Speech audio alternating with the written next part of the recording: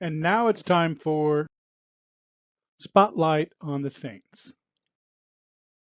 Remember, a saint is someone who has lived a life that lets the sun shine through. Has there ever been a time when it would just be easier not to make a big deal about being a Christian? Maybe somebody tells a mean joke or says something silly about Christianity. It's happened to me. I wish I could say I made a stand every time, but sometimes I failed. Or have you ever made a promise to someone and broke it, even if you didn't have to? I have.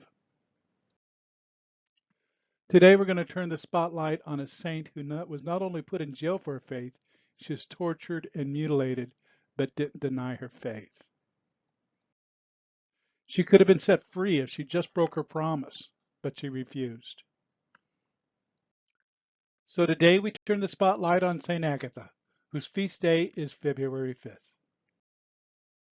Almost nothing is historically certain about this saint, except that she was martyred in Sicily during the persecution of Emperor Decius in 251 AD.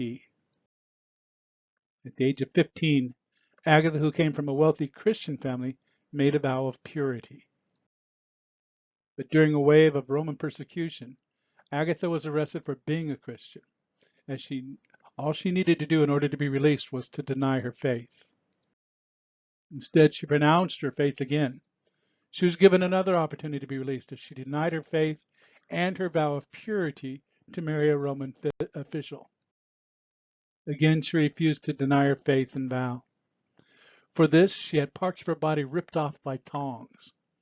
She kept her faith and her vows of purity and was put to death.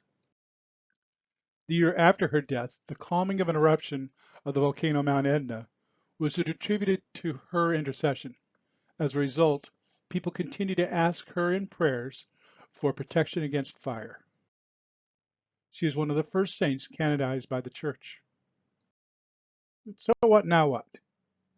We don't look at the saints like we would any historical figure that might be on a history test. No, we look at saints to learn what lessons their lives have for us today. What can they tell us how to live our life?